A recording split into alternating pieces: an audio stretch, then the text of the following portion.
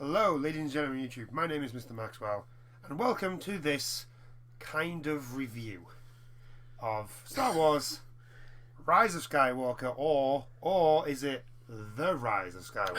I don't think even the film knew it was. The movie didn't know because the actual logo for the movie is Rise of Skywalker, but when you actually start the movie with the scroll and all that, it's the Rise of Skywalker.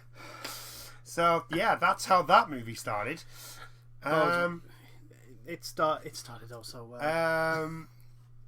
It's a bad movie. Yeah, I think we have to give a warning. Warning: the following footage from YouTube may or may not have spoilers. Probably spoilers. So you are being warned. Yes. Spoilers. There will be spoilers. And again, there will be spoilers. Yeah. That's 3 times you've been warned. There's also going to be you're going to put it on your title and put it on. Yes, it's all gonna be there. So you have no excuse. I mean, to be perfectly honest, we're probably doing you a favour. But anyway, I think we shouldn't start with I think we should start with what was done well. The acting was good. Yeah, the acting was really good. I couldn't say that there was one bad actor. Really. Ray's fight scenes were pretty good. Yeah. Oh, what's her name? Thingy's performance as Ray. Daisy Ridley. Daisy Ridley. Yeah, she was. I kind of like. Or Ridley. Ridley. I think it's Ridley. It could be Ridley. Yeah. Right. So yeah, the acting I think was pretty darn good. Palpatine was amazing. Hammed it up. He hammed it up amazing. Unfortunately, he didn't say. Didn't say my favorite line in a Star Wars fully movie. operational battle station. He didn't say my favorite line in a Star Wars movie, but that is fine. He didn't. There was a scene where he should have really said, "Now witness unlimited power," and he didn't say it. He didn't say it, which is a bit. That's a miss. That's like the slowest ball you could have literally thrown in this scene, because he literally we'll go into the negatives, and it's one of the negatives, but there's a lot of negatives. There's an awful lot of the negatives. There's not many positives. I mean, the acting was good. I can't say one thing bad. Baba Freak. Baba Freak is amazing. He has He has really 3 scenes, and he's better than. He's better than most of it. He's generally quite fun. Yeah. To watch in those 3 scenes. Chewbacca is good as always, because he's Chewbacca. Actually, the thing is, Chewbacca has the best emotional scene as well. Yeah.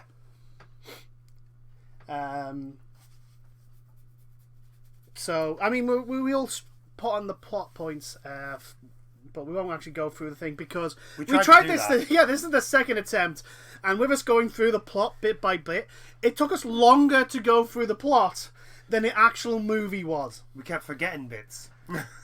And so anyway, Chewie, the scene where Chewie gets told Leia's died. That's a really emotional bit. Yeah, it's really good. Well done. The scenes with Finn and Poe aren't too bad. No, they stay on that joke a little bit too long. Yeah, they keep that one going a bit too long, about 2-3 scenes longer than they should have. Really. Yeah. Even there was one funny bit when they're in that cave system, that dugout area where Rey has her lightsaber and then Poe has. Oh yeah, right. The thing is with that one, they should have done it the other way around. Yes, it should have been done. Much funnier. It was still funny, but I think it was literally what, that would have been so much better if Poe had his lights out. Lights out, and was had it up in his face just because it was in the position when he switched it on, and then Rey just and because it was funny, but it could have been there was a better, funnier way to do it. I think it would have been a little bit funnier, but it was still funny. In retrospect, that's really just my opinion on that sort of thing, because comedy is a bit weird. Comedy is always subjective. Some people wouldn't have found that funny. But anyway. No, I thought it was still funny, but like you say, if it had been the other way around, it would have been funnier. It was still funny. The joke still landed. I'm trying to think what else good was there. The fight scene between Kylo and Rey. Yeah, the fight scene was really good. The fight scene between Kylo and Rey, with them using the Force on each other as they're swinging the lightsaber. Literally physically stopping the lightsaber with the Force, which was pretty damn badass. And the whole thing was actually really well put together and actually well thought out. It was well thought out. Kylo, for most of the movie, was good. Yeah, he looked like a serious. He looked like the absolute badass that he should have been in the last two movies. He looked like a serious bad guy in this one. Yeah, not just like an actual threat. Yeah, not just some second-hand guy. Yeah, he looked like, oh god, he's gonna kick my ass. Yeah, he looked like an absolute boss. I mean, they really did do well with him. Anything else that I liked? Obviously, the Emperor. I loved the Emperor. Well, that's because it's Ian McDermott. Ian McDermott, he was just reprising his role as the Emperor. Why would you not like that? If there's one thing Ian McDermott can do, is play the Emperor. Is play the Emperor to perfection. Yeah. Even given the shittest of scripts, which this was. I think we're starting to run out of positives here. Yeah, we are. It looked pretty. It was a nice. The visuals were really nice. It would have been nice to be able to actually look at the scenes for a little bit longer. That would have been nice. And I think before we segue into negatives, I'm trying to think, is there anything else? All the different planets looked really, really cool. Richard E. Grant. Yes. Richard E. Grant's in it. Richard E. Grant, and he's awesome. He's an actual intelligent Imperial. And he is an Imperial because he states something to the Emperor like, yeah, I have always been your servant, even through the time of Imperium or something like that. So, yeah, he's like one of the old Imperial. Yeah. He's one of the old guard. And he was actually intelligent. And to be fair, for about 45 minutes, he was the smart person. He did kind of drop the ball at the end. Yeah. Because it was just like, oh, our ship's buggered. What do we do? We'll just sit here and do nothing. Yeah, it's like, they once again fell into stupidity because they had to finish the movie. Yeah. I think that's why a lot of the decisions at the end of the movie happen, is because it's like it's running on too long. They need to finish the movie. There's a whole bunch of things with this movie. It's like they wrote themselves into a corner and had to pull a lot of shit out of their ass to get themselves out of the corner. And and the pacing. So I think we're going to move on to the negatives, because there's a lot more negatives than there is positive. Yeah.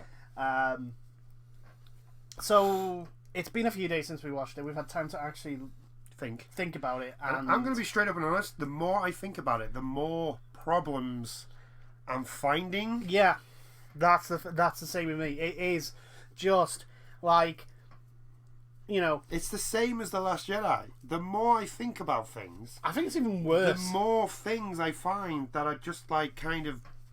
I think it's even worse. Either sort of like feel like it's just been pulled out of their ass. Yeah. Or is just stupid.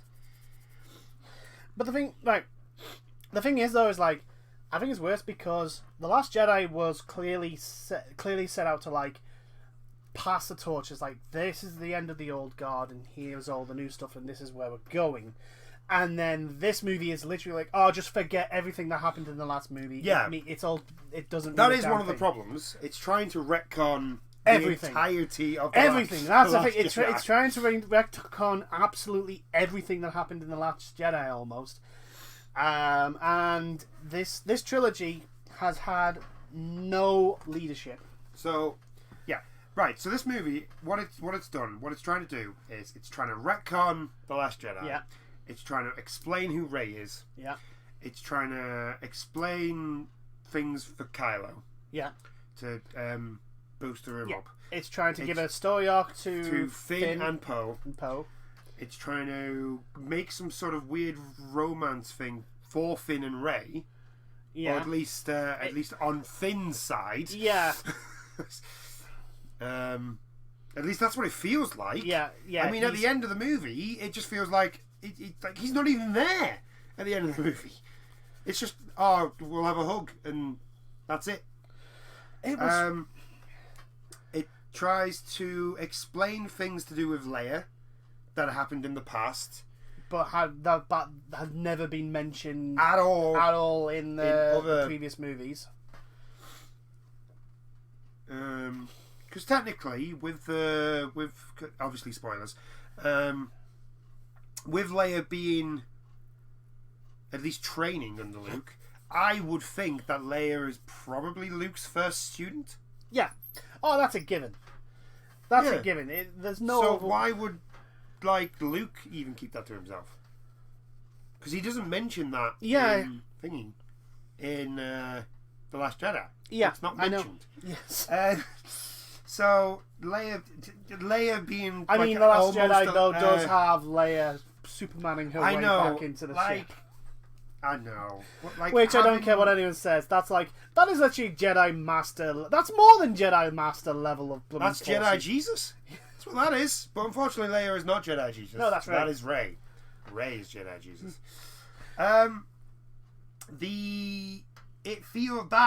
It really feels forced. Yeah. That she's a Jedi, and she's training Rey. Luke, yeah, and she's training Rey. It feels really, really forced for no reason. Yeah, the thing is, I was like, up until the scene which shows Luke with training with Leia. Yeah. I thought it was just an honorific master that she was given. It was like Leia has some experience with the Force, being Luke's sister. Therefore, it's just the basics, and it's like Rey being. I did not. Yeah, I know you didn't. But no, the thing is, it's like, well, Leia hasn't had full Jedi training, which means she can't really train Rey, but she's given what knowledge she has, and Rey has an honorific because Leia is literally the mother figure for Rey. Yeah, and as an honorific gives her, master sort of thing. That's the way I took it. But no, it turns out that is not the case. Yeah, she was pretty much almost done, and then she decided, no, I'm not going to do it because I've seen a vision. I'm going to kill Ben. I'm going to kill my son. So I won't. So that I'm not going to go down this path. Yeah. I will not go down this path, which is fine. Like I said, I'm not angry that Leia knows the Force or anything like that. That I'm perfectly fine with that. It's the fact that it makes sense. Yeah. At the end of it, if you really think about it, that kind of makes sense. That Luke would train Leia. Even up to the point of where she. It's my problem is that at no point is any of this mentioned until right then, because they need something to explain why Leia is training Rey, why Rey is calling her master. That's it. Yeah, except they instead of just saying she's not fully trained, it's just Rey being, given it's an honorific part like Rey's because she hasn't got a master, she knows she's not trained up to be a full Jedi, and Leia is her mother figure and at least giving us some sort of guidance. But anyway, okay, right, here we go. The biggest thing for this movie is almost everything is pulled out of J.J. Abrams' ass in this movie. Almost everything. There is no build-up to... there's no build-up to really anything. There's no build-up to Palpatine. You literally know he's alive at the beginning of the movie. First 3 lines. The first of the scroll is the dead speak, Emperor Palpatine lives. And it's like... You couldn't even have a little bit of mystery. There's no build to it. There's no build. It's just he's automatically just been picked up and put in this. And literally, the first scene is Kylo basically searching for the Emperor and then finding the Emperor. And as much as I love the Emperor, for the whole movie, one, he's not even in it that long. Nope. And two, he feels out of place. He feels like he shouldn't be there. Yeah, he shouldn't be in the position that he's in.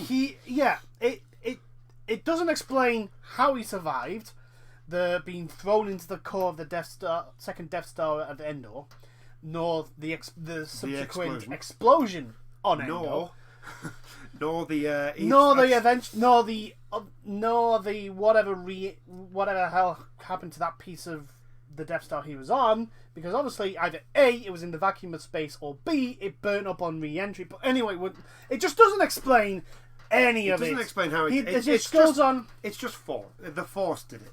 Yeah, it just goes. The Emperor just basically says, like, the Sith do things that even classed as unethical, etc. Like that. Oh, well, we're not going to actually tell you. Yeah. I've just hooked up to this weird machine now, and that's what's keeping me alive. I've got no legs. My fingers are all burnt off. My face is all white, and I have my eyes are gone. I have no eyes. I'm blind. My eyes are just white. The pupils and that, they're gone. I'm just like, can't see a damn thing. The other thing about that is, like, if that's the way the Emperor ended, right, and he managed to survive, why didn't they do to him what they did to Darth Vader? Because Palpatine's an egotistical bastard and wouldn't let that happen to him. Yeah, but this is a J.J. Abrams movie. That's very, very true. Yes. So we're saying that he got one thing right? Yes. Okay, right. That's the one thing he got right. That Palpatine wouldn't let anything happen, wouldn't want to be put into a fucking robot suit and be vulnerable. The knife, which has Sith writing on it, which nobody can read. It was a MacGuffin. That's what it was. It was a plot device. That was another thing. That was another thing that was a problem with this movie. Everything was a goddamn MacGuffin. Yeah. You had a MacGuffin to help them get to a MacGuffin, which would help them get to another MacGuffin, which would help them get to their point. The Sith planet. Yeah. Yeah. It was a fetch quest. It was a giant fetch quest. It was it was an MMO of old. Yeah. Where everything was just... It was vanilla WoW. Fetch quest. It's just fetch quest. Oh, my God, my head. It's just a giant fetch quest. The knife. Oh.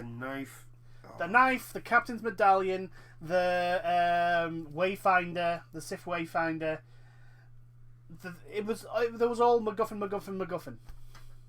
I'm surprised there wasn't a MacGuffin to turn off all the shields on all the Star Destroyers, which, by the way, all had capabilities of destroying planets, which makes no fucking sense at all. Palpatine summons a fleet out of the goddamn ground. Yeah, the perfectly workable fleet. How long have they been in there? That's what I want to know. I know they were like, oh, that's the planet in the what did they call it? The dead zone or something like that. Yeah, of space, and it was like, okay, so the thing is, right, they called it a Sith fleet. So in other words, right, the Imperial Star Destroyers, they weren't designed and built as part of the Tarkin and directive. Yeah. They weren't. No, they weren't that. It wasn't because of that. No. It's because they were Sith designs. They didn't get built by the Q-At a lot. Nope, they didn't. Oh, just this movie just literally just made shit up as it went along. It didn't know what he was doing, and it was just like it's that guy who, like, whenever you go somewhere new, and there's always that one guy who's like, I know my way around here. He doesn't, but he's like, I know my way around here. Let's go this way. Or the guy who's like, you're lost. You don't know where you're going, and there's that one guy who's like, it's all right. We don't need directions. I know where we're going, and he's just. So that's this movie. So that was a bunch of bullshit. Also, the one thing I didn't like was the way they revealed Rey's parentage, her past, her backstory. I don't mind what her backstory was. She's the granddaughter of Palpatine, so I get a little call that shit dance, because I said she was probably going to be Palpatine's daughter. So I'm one generation out. But she's a relative. She's a relative. She's the granddaughter of Palpatine. So she is, Rey Palpatine.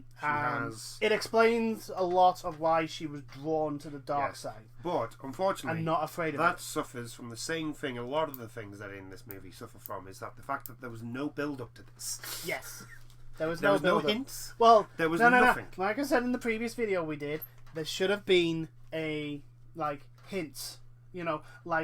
Hidden away images of the Emperor in flashbacks and that sort of thing, and maybe I wouldn't have put his voice in per se, but maybe if it would be his laugh, but muffled and distorted sort of thing.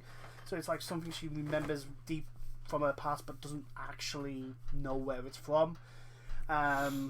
That sort of thing. So, but there was none of it. There was no There was nothing in the movies that had Rey pointed a finger like Rey was somehow connected to the Emperor. There was nothing in there. Yeah. And and the movie even then goes, yeah, Leia knew. Yeah. Leia knew all along. Wait, what? How? That's one of those where that is one of those where you literally should have Rey, Leia. Here's a thing. How did Leia know? First off, right? And how did Leia know and Luke not? Because Luke actually met the Emperor and was like I don't know, this distance. Yeah, literally within a lightsaber. Yeah, Luke could have just killed him if he wanted to. No, he tried to, because then Darth Vader opened up and they had to have lightsaber. But anyway, I'm going with that Luke also knew, but didn't. But because why?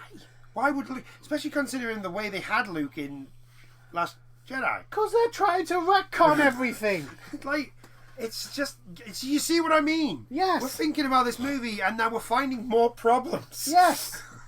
Yeah, there were so many problems in the movie because they tried to retcon instead of trying to fix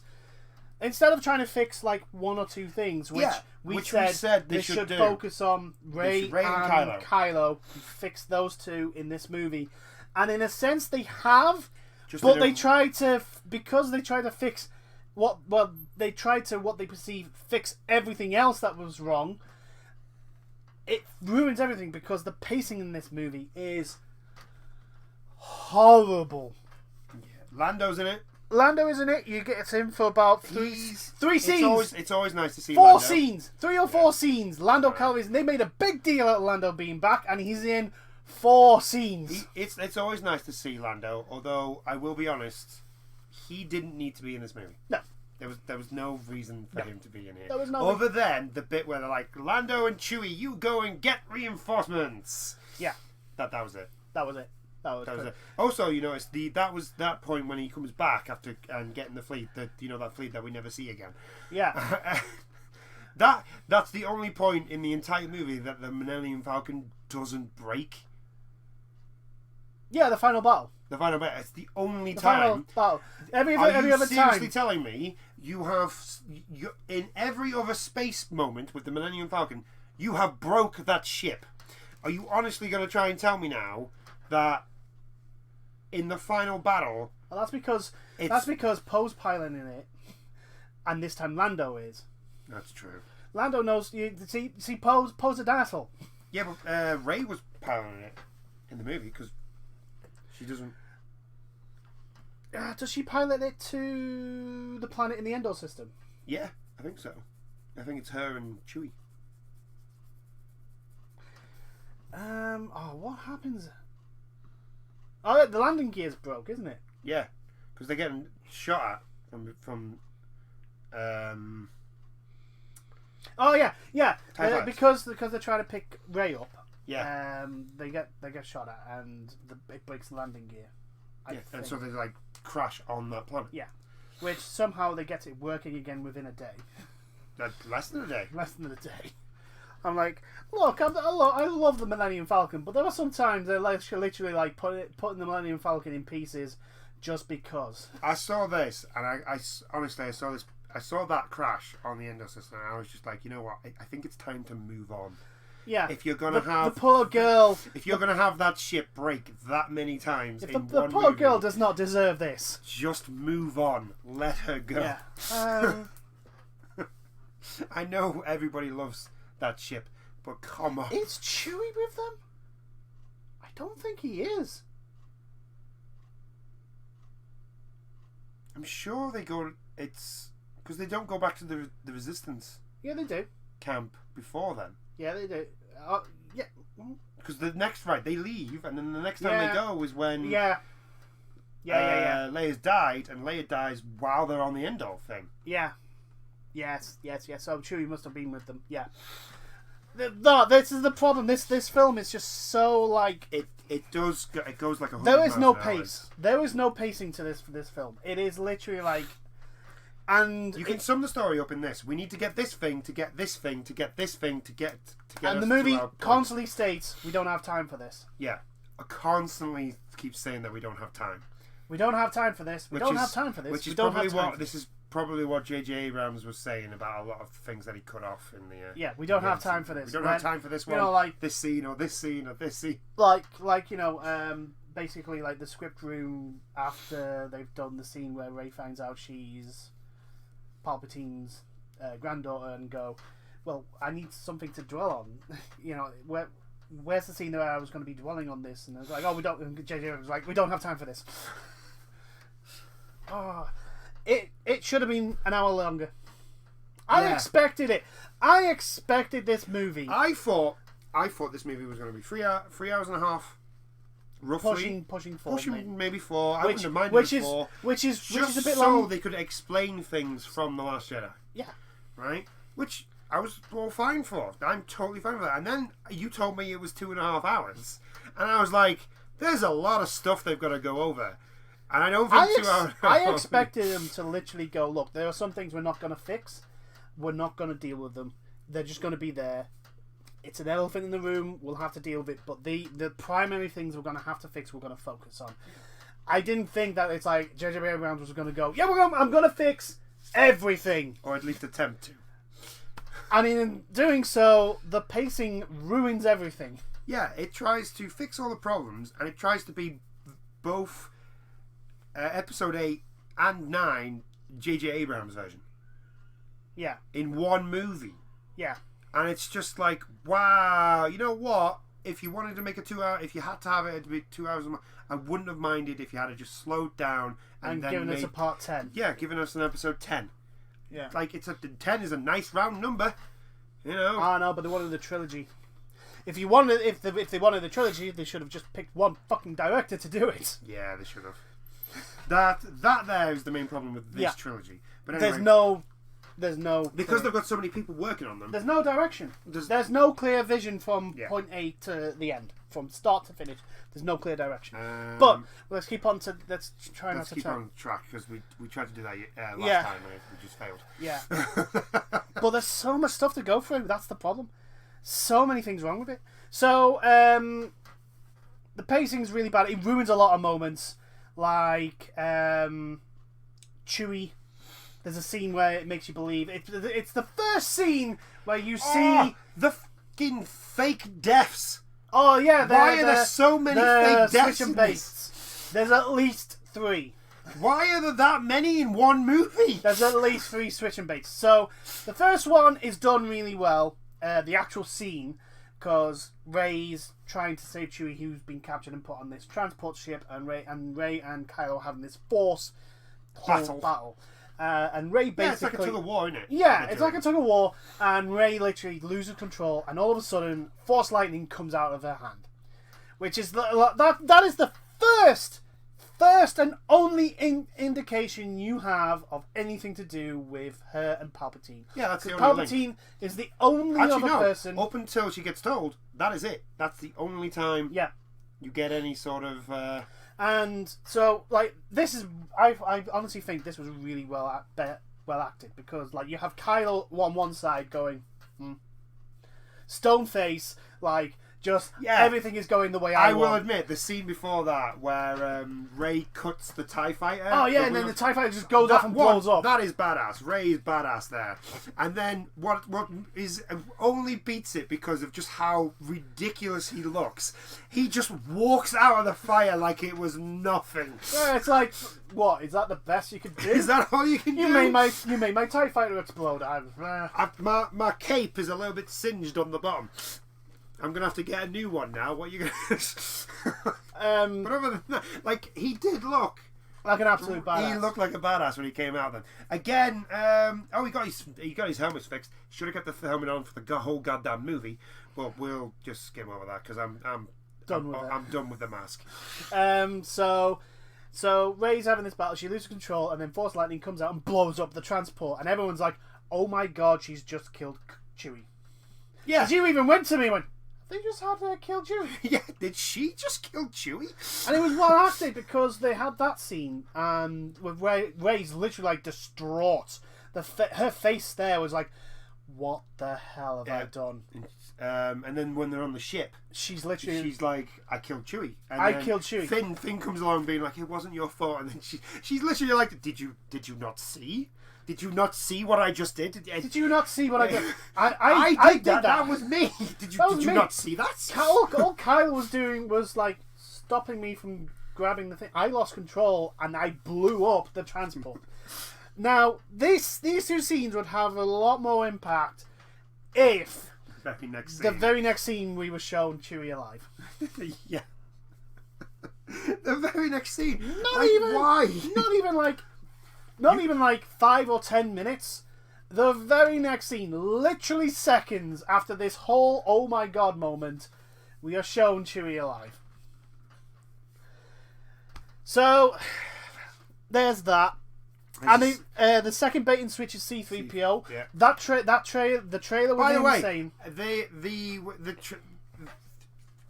For C-3PO, everyone is an asshole. Yeah, everyone is perfectly fine with him wiping his memory and everyone's perfectly fine with him to kill himself. That's perfectly fine, guys. It's okay. And this is another one where they literally just drop they literally pull something out of their ass and say, "Oh, don't R2 units have doesn't your R2 unit have a backup of and then so like when was this mentioned before? It was never mentioned. It's never been mentioned. C-3PO. Here's the thing. Why would R2D2 have a backup of C-3PO's memory for this very moment? Because R2D2 knew of everyone in the entire Star Wars cast, C-3PO would be the one that would need his memory. So that's another thing that was like just pulled out of nowhere to try and here's the thing, right? This is another problem I've just realised. They basically wipe C-3PO's memory so that he can translate the Sith language, which is apparently banned, and we've got a whole bunch of problems with that we won't go into, which is probably right. He then translated it. They then find Chewie and the dagger. Yes. The reason why they wiped Yeah. C-3PO's memory is because they thought they lost the dagger. Yeah. Which meant C-3PO's sacrifice was for nothing. Yeah, pretty much. And everybody was fine with it. Like, the weirdest thing is, like, he turns around and he's like, I'm having one last look at my friends. And they're all there. Like, at no point, not one of them stands up and goes, maybe we shouldn't. Are you sure this is the only option we have? I know this is for the good of the universe, but, like, we're essentially killing C-3PO. Yeah, it's they should, and not one of them just went, are you sure? Like, all it needed was someone to say, are you sure there's not another way? And then go, well, we haven't got time. We haven't got time for that. I mean, they even say that. We haven't got time for this. To be fair, it was starting to turn into that gif, you know, where the woman said, nobody got time for that.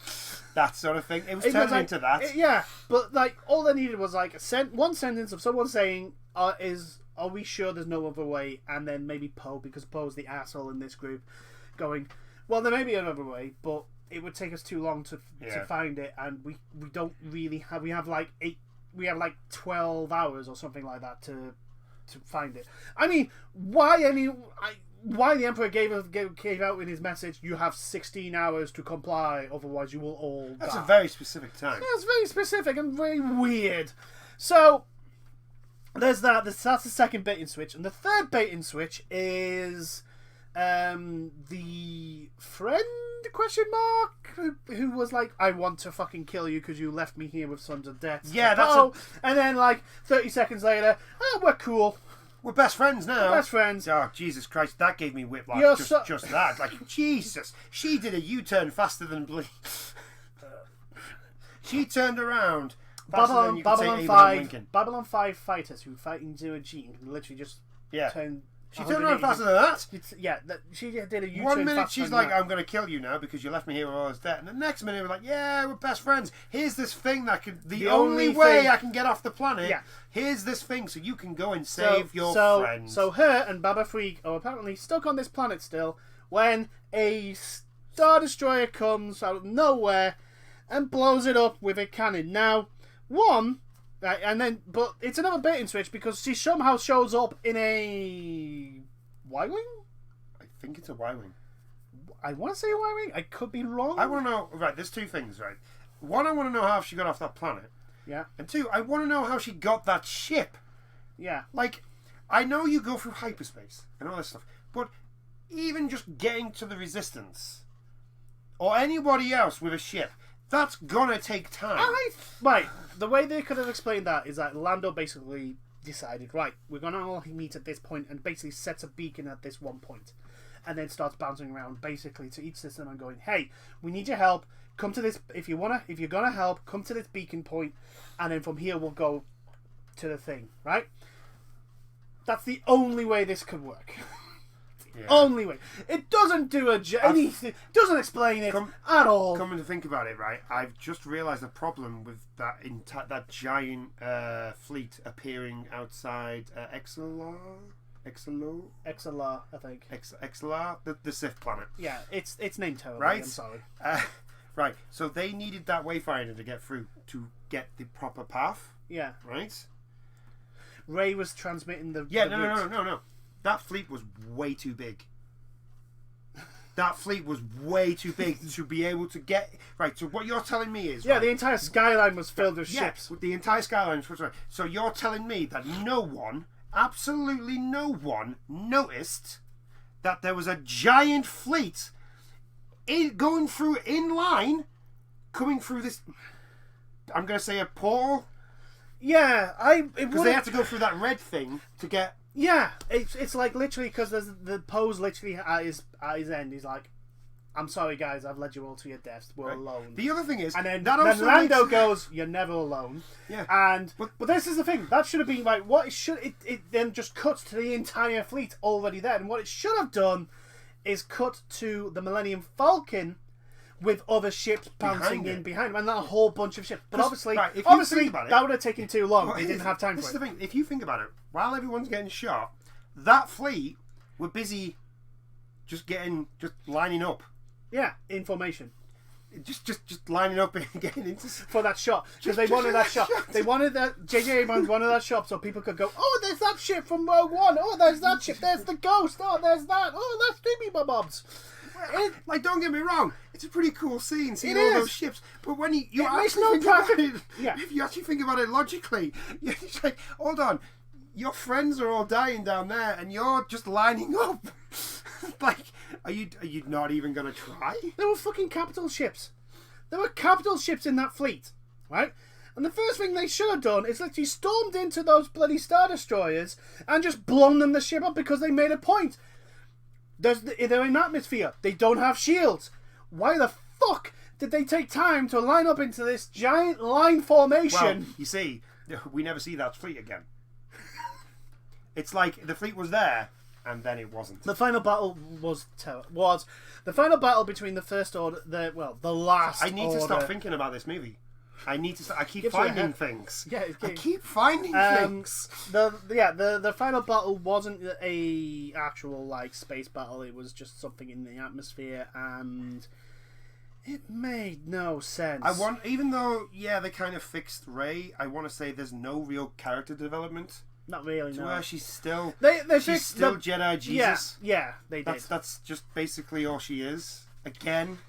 They literally threw all the lore about the Force out the window. They literally just basically went, "It's magic! Potter! Space magic!" I've literally said Harry Potter couldn't do half the shit that Rey did. Rey had had the ability to like heal people at the speed Wolverine heals. It just and then oh my god, the Emperor! Like the Emperor somehow draws power from Rey and Kylo when they get together and says something about this only happening once in many generations. Yeah, and it regenerates him to full health, full power as well. Fully powered Emperor. You know, and the Emperor then decides, you know what I'm going to do? I'm going to unleash the mother of all lightning storms into the atmosphere. I'm going to do the bad guy trope one 118./A4 and show how powerful I am. Yeah. And he fires force lightning into the atmosphere, and it literally covers the entirety of the sky. It is just... And it doesn't hit any of the star... it doesn't hit any Imperial Star Destroyers, which means that he's controlling it. Yeah. So it's not just like he's got all this energy and he just bursts out to do whatever the fuck it wants. He like directs it to take out like all the ships, all the rebel fleet, and he then goes on. Now so this is like the lightning coming out of his hands is that powerful that it might as well just be a beam of lightning, right? So he then decides just to use normal force lightning with Rey, who then blocks it with a lightsaber. Yeah. To which he then says, "A lightsaber is not enough to combat my power." Well, to be perfectly honest, right? Which is bullshit because Mace Windu almost killed him with one lightsaber. This is the thing. This is the thing, right? One lightsaber isn't enough. So all they do is Rey gets a second lightsaber. Yeah, because and then in regards to the Force as well, the whole thing with Rey and Kylo's bond, they then they all of a sudden could lightsaber battle each other. They could teleport. They could teleport things between each other, and then teleport things between each other. Now, like, there's my question about this: is that this hasn't been retconned. It didn't get retconned because their connection was through Snoke. Snoke, made that. Snoke's dead. Oh, and apparently the Emperor made Snoke. And the Emperor made Snoke, yeah. Oh, God. Right? So, yeah, Snoke's dead. So how is your connection still there? Yeah. How is there still a connection? And this is the thing. And because there's a connection, that means you didn't retcon it. Yeah. If you had just like completely ignored it, then you've retconned it. But you didn't. You have addressed that there's a connection between the two. But then you haven't addressed why there's a connection between the two. No. You've just gone, he's a Skywalker, she's a Palpatine. They're both that powerful in the Force that they are drawn to each other and connected to each other and bounded to each other.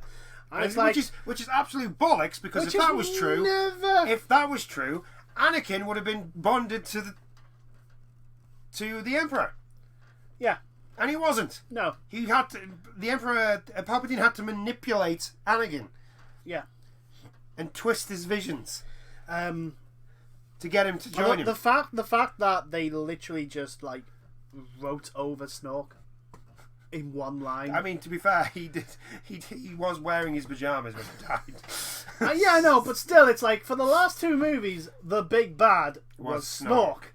And they literally, in the very beginning of this movie, go, he was fucking nothing. He was nothing. He was the Emperor at all times. The Emperor was the puppeteer all the time.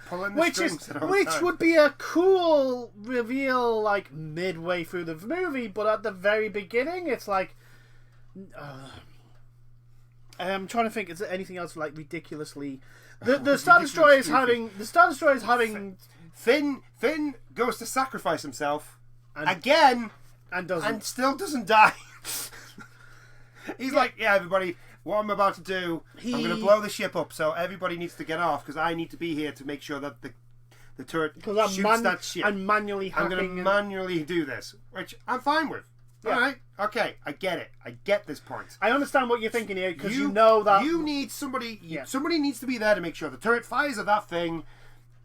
And blows it up. But here's the point. Here's the point with this ground. The ground part of this, and the only reason why there's a ground part because it's J.J. Abrams wanting to mirror the Force Awakens, Return of the Jedi. That's what he wanted to do. He wanted a ground battle, a lightsaber battle, and a space battle all at the same time. They're in Return of the Jedi. They go on to the moon and Endor. Yeah, there's a reason for it. Blow up that the shield thing. Yeah, there's a reason for it. It's almost the exact same thing. Yeah, they have to blow up the beacon. They have to blow up. But here's the thing, right? It made sense in Return of the Jedi because it was a covert strike team that went to blow up the shield generator because the fleet couldn't get there and blow up the shield generator because it's just not. It's not feasible. It's feasible, but the defenses there would mean that it would be too costly and it would probably not work. Plus, if they had done it that way, if you actually think about it, because it was a trap in the first place, they would have been wiped out. Yeah, exactly. So the fact that the shield generator, so they needed a ground team to take out the shield generator so that the fleet could attack the second Death Star. On this one, it's just a raid.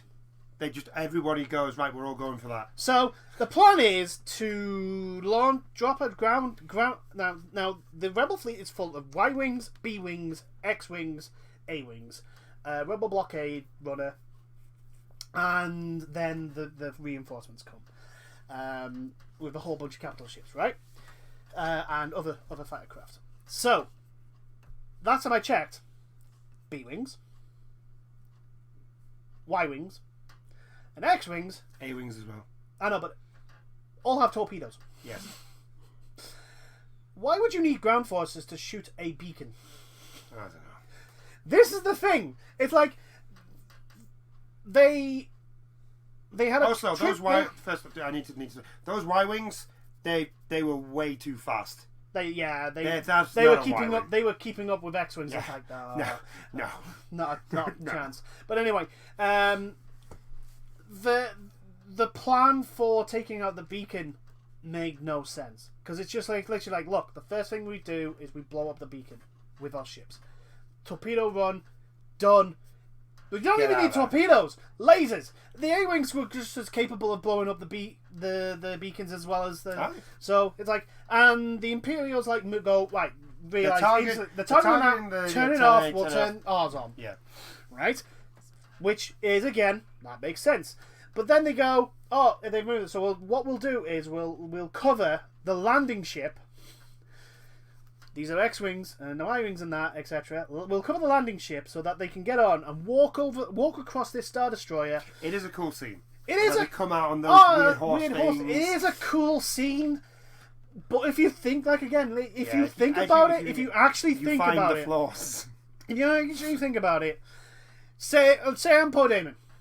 I've got an X-wing. I have torpedoes, and despite the fact that X-wings and that are, Star Destroyers are not good at taking down fighters and bombers and the small bomber craft.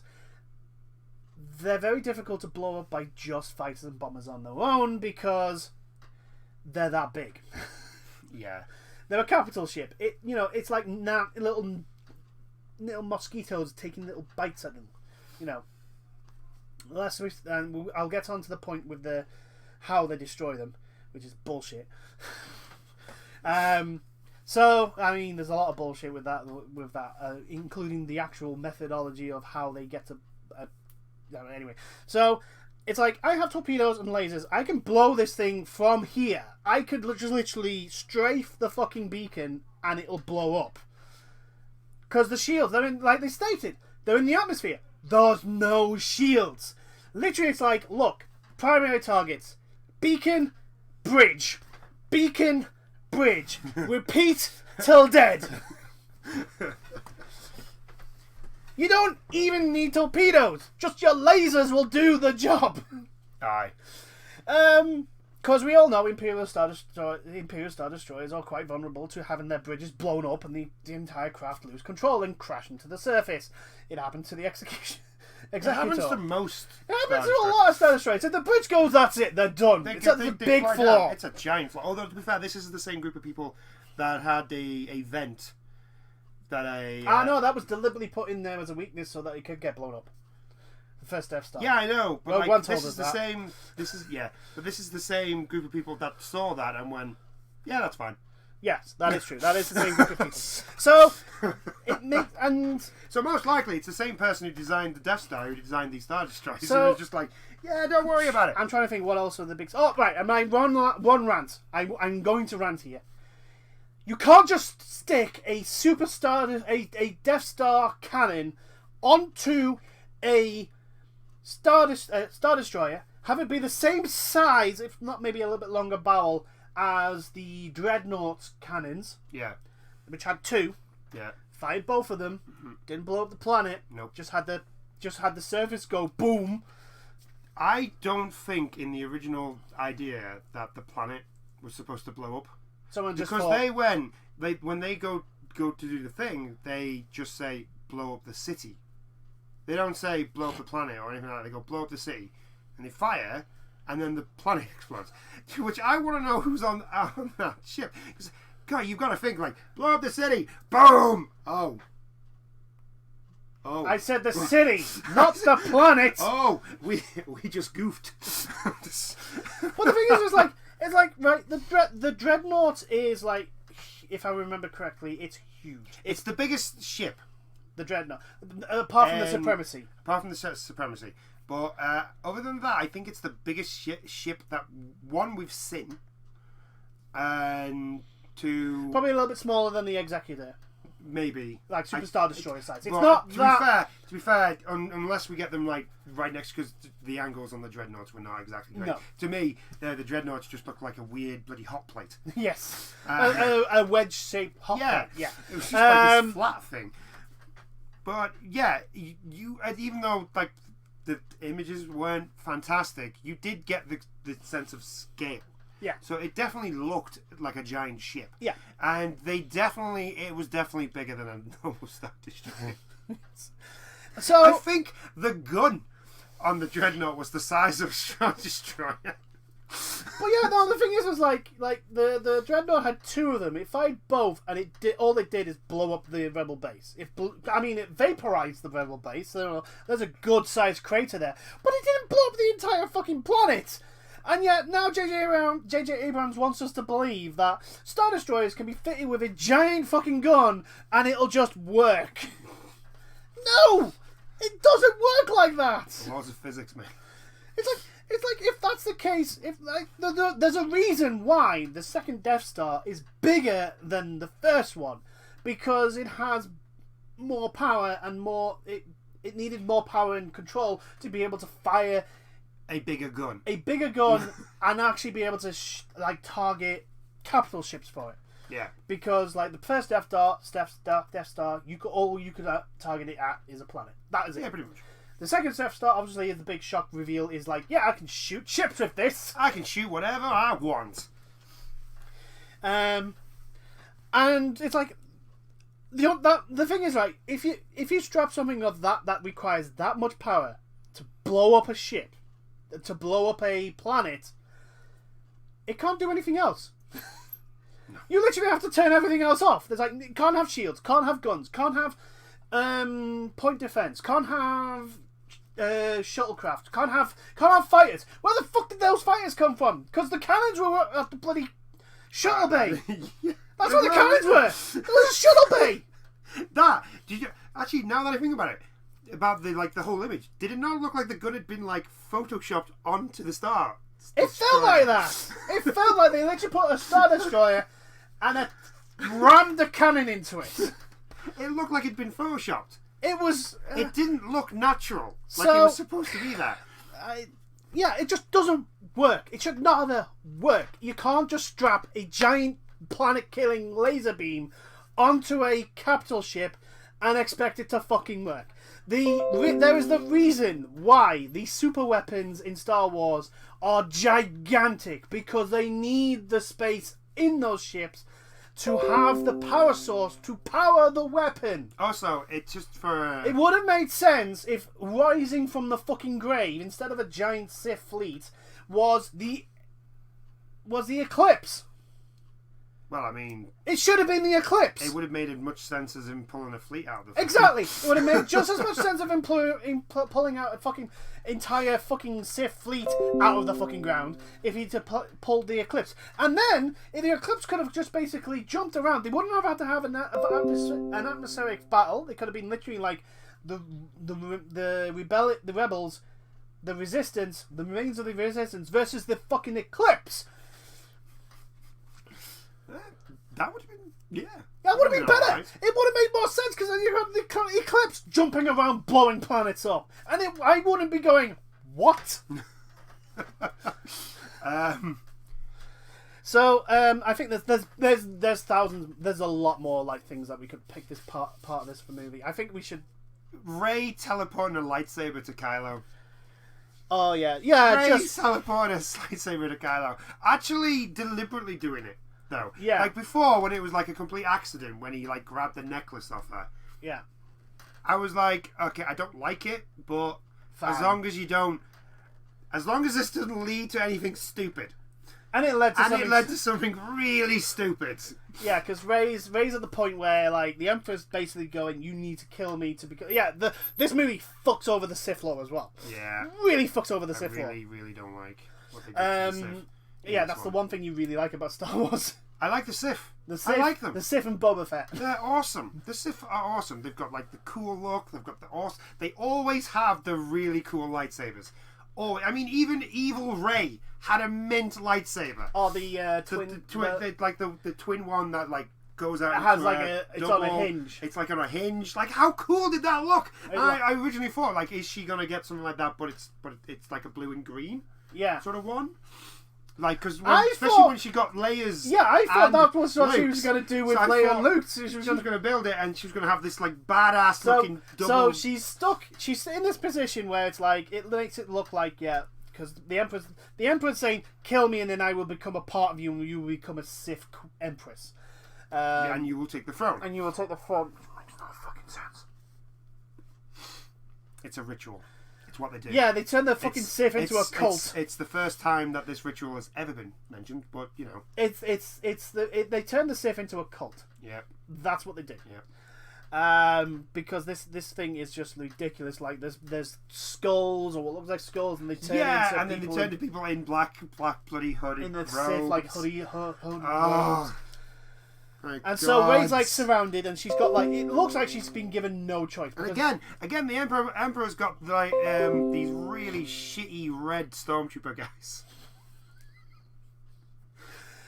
who, by the way, do nothing. Yeah, no, but they do. Let's get to the point we're making. Right, she's in the position where the movie. I need to stop you here because we're about to mention a group of people that we need to talk about. Yes, we'll do that once we mention them. Okay. Alright.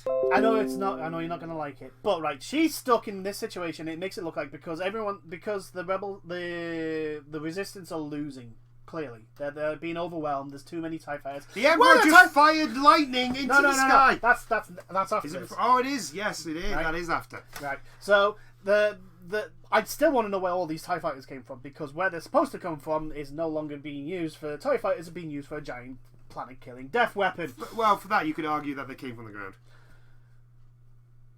Oh yeah, on a planet that's covered like literally mist and everything. Lightning, by the way. Anyway, so she like the Emperor's basically going, strike me down, end the Jedi, become the Sith Empress, blah blah blah blah blah. And Rey raises it up and puts the lightsaber behind her back to reveal, then to bring out her empty hand. And Kylo, who is right now at the same point, surrounded by the Knights of Ren, has Rey's lightsaber. And this is not like a small throw of like 100 foot or something. This is like, there's a good distance, and they don't actually see where each other are. They can just feel each other. Yeah. And it's just like, what the fuck? How? Right? So, let's get on to the Knights of Ren. The Knights of Ren look badass, sound badass. No, they don't sound badass because they never speak. No, I mean like when people talk, when Kylo goes, I'm going to go out with my knights. Yeah, but that's what it. That's what I mean. It's like that's not badass. That's just Kylo being badass. Yeah, that's very true. They look badass. They all each have their individual. They all had like their individual sort of like they did have like different masks. Yeah. And they all had different weapons, which made them also look really, really cool. But all they did is stalk Rey. All they did was stand there in the shadows and stalk Rey. That's all they did. And it was just like, is this because George Lucas had a habit of making really cool characters and then killing them off really quickly? Is that the reason why you're doing this, JJ? Because this doesn't make any fucking sense. Yeah. So And you were looking forward to them. I was. And you're so disappointed. Especially when I saw them in the movie, I was like, oh yeah, because there's this one scene when they go to that desert planet, and they're all in a group, aren't they? Yeah. And you see them, and it's like, oh, these guys mean business. And then there's a bit where you think, oh, is Ray going to have a fight with them? Yeah. Kamini. Yeah, it's that other planet that we couldn't. Yeah, the planet where Poe's friend is. Yeah. That gets blown up. Yeah. She also, that's the thing, right? Did they pull the First Order troops off that planet? Because if not, they killed an awful lot of First Order troops. Well, which also makes me think, like, you think about it, right? If the First Order have clearly been there for a while, and like Iron Fist and boots crushing any sort of resistance, like they are there in your face, like we are the First Order, you do what we tell you to, or this gun gets thrown in your face. If you're lucky. If not, I'm going to turn this gun butt around and shoot you in it. In the face. But it's like, surely people would have gone, wait, where the First Order all gone? Let's get the fuck out of here. I mean, that's probably how Thingy got off. It's like, First Order's gone. Like, now's my chance. I can get off! Yay! But it doesn't... Turns out I didn't need that general space. But yeah, so I think it's time to start summing up. Because I think we're getting into a bad movie. We're getting into the reasons why it's a bad movie. It is, but it's a bad movie because the pace is horrendous. I mean, literally, it's a scene, The story, bad thing, scene. The reasons why things happen are just pulled out of nowhere. They just come out of nowhere for nothing. Literally, you could have could have missed the first, Force Awakens and the Last Jedi, and you would have just as much knowledge at the end of this movie about why things are the way they are as everyone else. Because they literally throw everything out the window and make shit up. Everything is just pulled out. The pacing is terrible. Decisions, reasons why people are the way they are just fucking stupid. Yeah. Finn is a goddamn puppy dog. Throughout the almost entire movie. Oh yeah, and he is following Rey around, like a lost sheep. It's like, Finn, you're a former stormtrooper. You're a former stormtrooper. You're a member of the Resistance. You're actually at this point by the end you're a general. You're one of the generals. Yeah, well, why are you acting like this? Yeah. Rose has been completely sidelined for God knows what reason. Also, there's a scene which is absolutely goddamn stupid for anyone. There is a pilot that says, yeah, we've not heard from the Millennium Falcon in a while. We don't know what's going on. This is serious. To which Rose and Leia, their literal reply to him is, do you have to say it like that? And can you be more positive? You have 16 hours to save the galaxy, and your only hope is this small group of people on the Millennium Falcon, which has seen better days. And he's coming to you with a legitimate concern, and your response is, be more positive. I mean, it would have been better if they said, look, we know it's bad, but we can't do anything. All we can do is hope. There you go. It's all we can do. There's if you've got a better plan, give it to us. But otherwise, we've got this is all we've got. You know, we have to find this planet. I was just like, but he's actually he's acting like you would in this situation. Yeah. If you were in his position. No. I'm saying. And your general response is just be more positive. Yeah. And this is Leia who's saying this. Leia says this. If it had come from Rose, I don't think I would have minded that much. But it's the fact that Leia just stands up and goes, be more positive. Well, that's because Carrie Fisher unfortunately died before this movie and died at the end before the movie release of Last Jedi, and they couldn't really change any of the scenes. They should have. Personally, I think they should have started. They should not have started with Ben going to find the Palpatine. They should have started with Leia dying. Yeah, but then we wouldn't have had the scene where Rey stabs Kylo and then heals him. Because she's Jedi Jesus. Yeah. So, I think final summary, I think this film just epitomizes the problem with the trilogy. There's no cohesiveness. cohesion. There's no clear leadership. To be honest with you, it's more. I mean, yeah, it tries to pander to the fan base. Yeah, and the problem is it does such a bad job of it because it makes no It's a shame. Yeah, is what this is, because Force Awakens. Yeah, okay, it is a rehash of A New Hope, but that's a movie that I can go back and watch and I enjoy. Yeah, it is a rehash. The Last Jedi. It's done well. The Last Jedi comes along and just kind of fucks it all over. And then this movie comes along and just everything you know about Star Wars just gets chucked away. And you're just sort of like, you've just like... It's the problem with this trilogy is that there's been no leadership. Like, I feel 100% sorry for the people that acted and actually worked, like the camera crew and cast, the camera crew and cast, and everyone involved in that sort of part of the thing. I feel sorry for them because you could tell there was actual effort into this. Oh yeah, like you said at the beginning, the acting's good. In all three movies, the acting's all right. I like the acting. I can't put my hand on and say, yeah, that's really bad acting. Also, by the way, Andy Serkis played Snorke, and you killed him. I'm not happy about this. Yes. And then just writ him out the whole thing. And then you writ Andy Serkis out of your trilogy. Like, fuck off, dude. But yeah, the blame has to land on J.J. Abrams and Kathleen Kennedy, because I think the thing that annoys me the most is two things. One, they had George Lucas say, yeah, I don't mind coming in and giving some advice and help, and I have some ideas, to where this story can go. And they just turned around and said, no, we don't need your help, George. We can do our own. We can do our own. So, there's one thing. And then there's the fact that they went, oh, we're not going to use any of the books and that to do these new movies. We're going to make our own. We don't need it. And we get this. And then before this movie was released, Kathleen Kennedy comes out and says, it's hard to make a Star Wars movie because there's no source material. It's like, does she think we are... Like, I can ask myself, as a proper Star Wars fan, I love the lore. Granted, the whole Jedi v Sith thing isn't I'm not really that fussed about the Jedi v the Sith.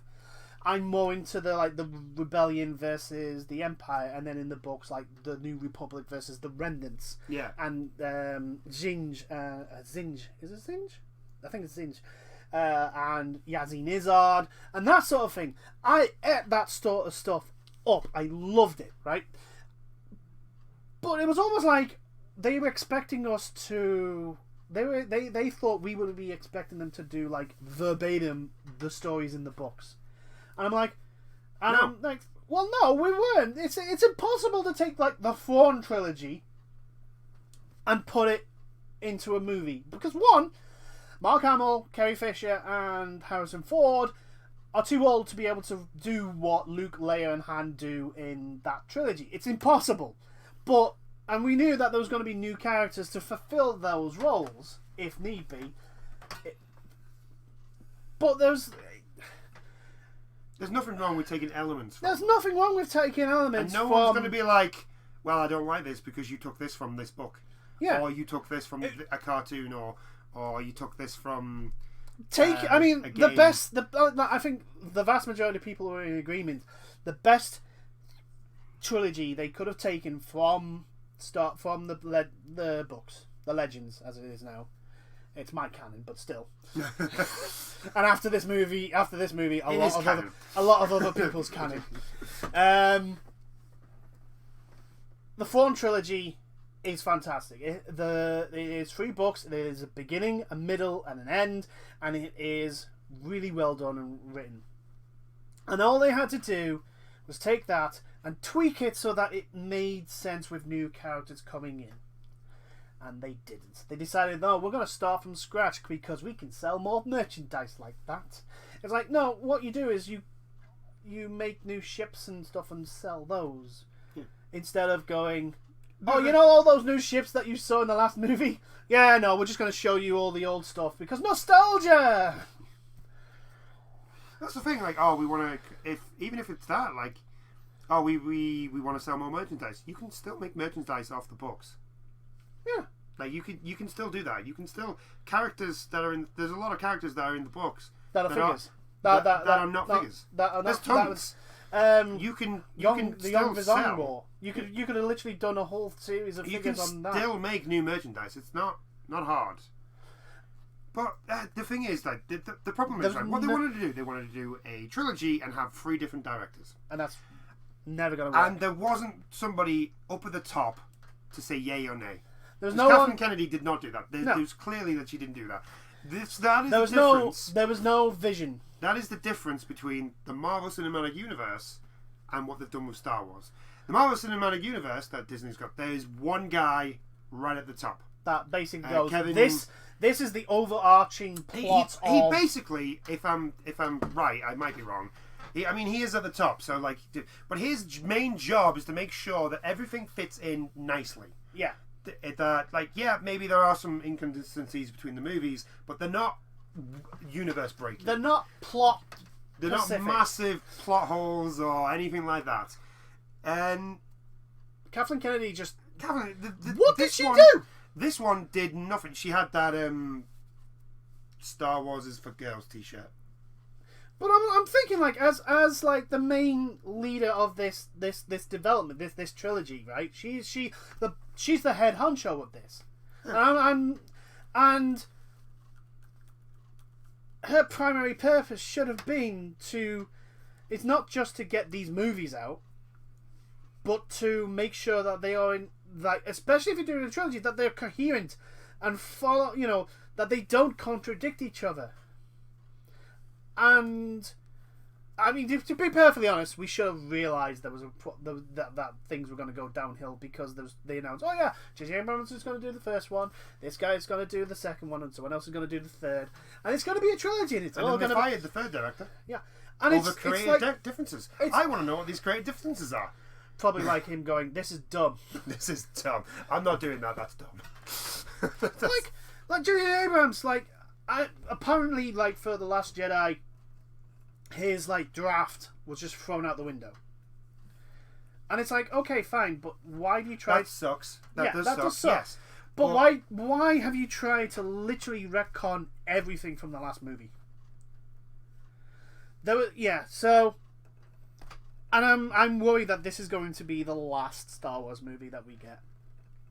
I hope not, because it deserves more. Star Wars deserves. It's so bad though. It is so bad. It is literally Die Another Day levels of bad. Yeah. And that's caused a reboot. That caused a James Bond reboot. Didn't just cause didn't cause the end of Pierce Brosnan as Bond. It literally caused them to reboot the series. Yeah. I don't think Disney would do that. I don't think Disney would reboot the series. I think Star Wars would be too hard to reboot. The problem with it is that because the original trilogy is so well loved, if you even mention, we're going to reboot, there will be pitchforks and torches outside the Magic Kingdom. You'd get to, we're gonna, and then it's just everybody would appear. The one thing though, this is what I think they should do now, right? If they're going to do another movie, give it to the guy who directed Clone Wars, Rebels, and is currently doing The Mandalorian. Because he clearly knows his shit. Because he's... I mean, granted, we've not seen The Mandalorian. We've only just... We can't watch The Mandalorian. We live in the good old UK, and Disney being Disney. I've gone through reviews of episodes, and what I've heard, it's good. It's really, really good. So, I'd maybe give him one movie, see how it does, and if it does well... continue on. Yeah, give him a. Do you know what? Do you know what they could do? They could do what they did with Rogue One for him, like that as a tester movie. Basically, say, right, we want you to do a story about how the rebels took Coruscant. Right. Or actually, but then again, they've already released those books that explain everything of let how. Him do. Just like Let them do a movie on Warlord Singe. I'm pronouncing his name. I know I'm pronouncing his name. It's Z-I-G fucking something. Or give him. I don't know. Give him. They were supposed to be doing something with Darth Maul. Make a Darth Maul movie. Yeah, but give him. Oh no, Bounty Hunter Wars. Oh, the Return of Boba Fett. The Return of Boba Fett. Just give it to him. He's doing the Mandalorian, so nothing. Yeah. Bounty Hunter Wars. There you go. That. So yeah, it's. I think if we gave it a rating, it would be: do not go to the cinema to buy it. Don't bother. Don't go. If you see it in the store for about $10 or £5, if you like a movie that is all showy but no substance, and it doesn't really care about its plot, like a Fast and the Furious movie. Yeah. Like, I like Fast and the Furious, but that's because I know what I'm getting with Fast and the Furious. Yeah. You know, it is a movie that is like, look at these cars, look at the explosions. It's that sort of thing. Yeah. I think you'll be fine. Because, but like if I said, you but if you have any vested interest in Star Wars at all, don't. With its lore, with its characters, don't bother, because it honestly does just shit all over it. Oh, it really, really does. Terrible. It's not worth. I'm not even going to make a video. I'm not even going to record anything for this. It's just going to be the thumbnail. You're just going to put the thumbnail on top of it. Yeah, it doesn't deserve any effort put into it, because they didn't put any effort into it. Nope. I mean, the actors didn't that, but like the people who should be the people who constantly put effort into this, didn't. Yeah. They didn't put any effort into it, and it you can tell there was no leadership. You can tell that there was no leadership and no direction from from like the movies as a whole, and this movie in particular. It was just an absolute dumpster fire. Yeah. And I'm just like I said, it's a shame. Yeah. That it's gone this way, because like I said, The Force Awakens. Because I know that they're gonna come out and go, oh, the fact that like the people that are saying negative stuff. It's the fans. The fans' fault. Fans' fault. And it's like, no, you make us a good movie, we will sing your praises to the heavens. Yeah, this is what I don't understand. Like, oh, it's the fans' fault. It can't be right. Why would it be the fans' fault? Oh no, they can't. The thing is, though, they can't really just say it's the fans' fault for this movie, because it's also been slated by the critics. Yeah, I know.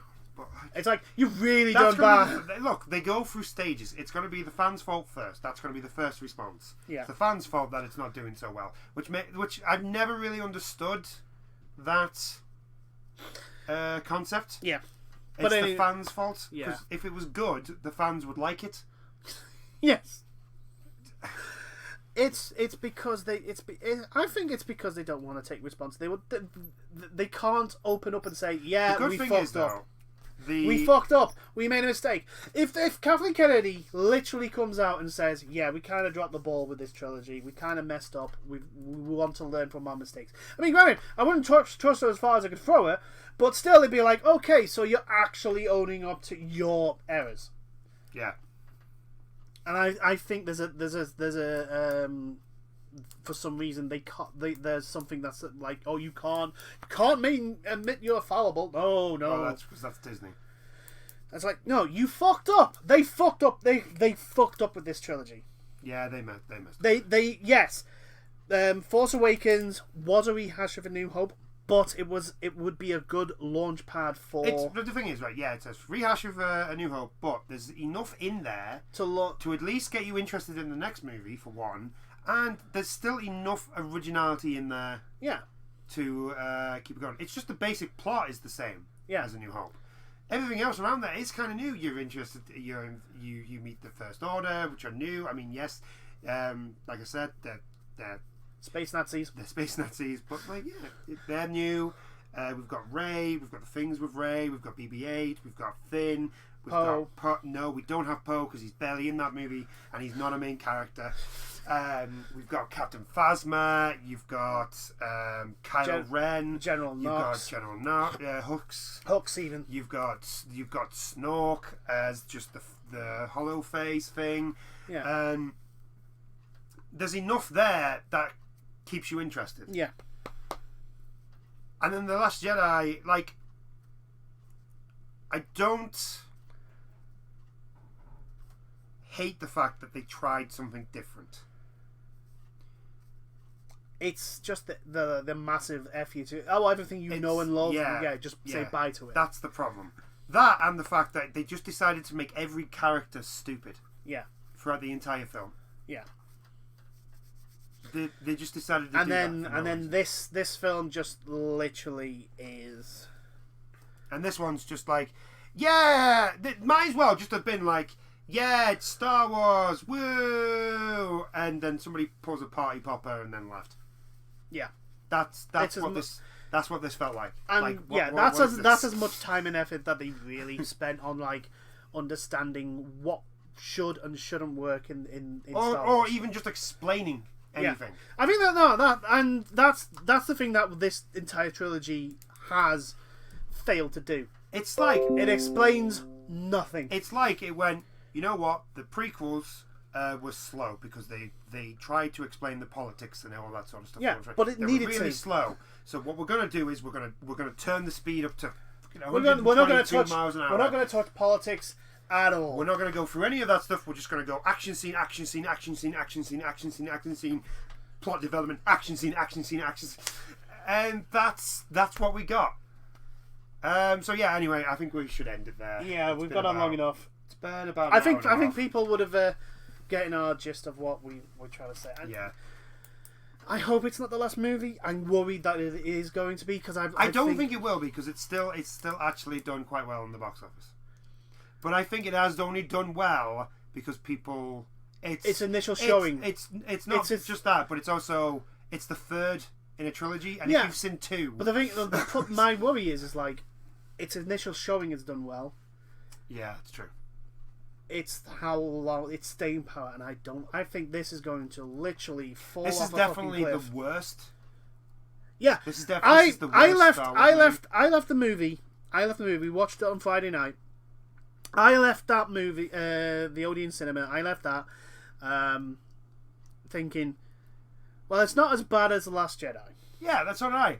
And then I got home. And then we got home and we started talking about what happened, and then started like going, but wait, that doesn't make sense. And that doesn't make sense. And this doesn't make sense. And this is complete bullshit. That's the problem with The Last Jedi and this one. Like, the more you think about it, if you actually stop and think about it, you find more flaws in the movies. It's like, and the reason why we left again, the pacing kills this movie. Yeah. If the pacing was better, it probably wouldn't be as bad. And that's the big thing with this. This movie is like, it. If you actually just does not give you time up to pause and like sink in like big, huge plot developments, like Rey being Palpatine's granddaughter. It doesn't give you time to like focus on and settle on it and really go wow, because it's like you're instantly into a new scene. This is the thing, like there's not even a line about either her father or daughter. Which one of those two are related to Palpatine? Yeah, I think I'm gonna go with the mother. No, I think father. It's because I think Palpatine says something like "my son," you are the daughter of my son. Something like that. I don't know. So, I think I clocked out about following. Oh no, because when she talks, he goes on about like, yeah, your mother was weak, and it's definitely like the whole thing of like my son was led astray by your mother, sort of thing. So I think her father was Palpatine's son, but that's it. We've talked long enough. We ended up. We're not going to go 3 hours like we did last time. No. Thank you everyone for watching. It's been good. We wish we could be more positive. I need to find a movie to watch at the cinema before the end of the year now, because that is not going to be the last movie that I watch this year in the cinema. Don't go. Don't bother. We can't. If you're into Star Wars, if you want to watch a car wreck, a dumpster fire, by all means. No, it's your money. No. Here's your recommendation. If you want to watch a dumpster fire but still have fun, watch Angel Has Fallen. Do not watch this movie. I know, but that's not in the cinema. Yeah, but you can just go out and buy it on DVD. Yes, I know. I think it's on Amazon. Yeah, I'm on about if you want to go to the cinema, don't watch this. Yeah. Unless you want to watch a dumpster fire. Go watch Will Smith be a pigeon. Yeah. Watch that instead. I mean, that looks like it's going to be a car crash. Yeah. But at least it's probably going to know it's going to be a car crash. Alright. But anyway, thank you for watching. Thank you for sticking around if you've stuck this long. And I hope to see you in the next video. It's probably not going to be another one till maybe after the new year. Yeah, probably. But like I said in the last one, I'm kind of hoping to do this more often, where we talk about stuff. I think that's the thing with you. You need to be regular. You need to be putting this up on a regular My basis. job takes up all my time. And that's the problem you have. But anyway, again, thanks for watching this, and we'll see you in the next ones. In the next videos. Hopefully, you'll have factual footage. You'll be talking about something that we'll get footage for. It will. It's probably going to be wrestling. Possibly. So, have a Merry Christmas, and we'll see you in the next videos. Bye now. Toodles.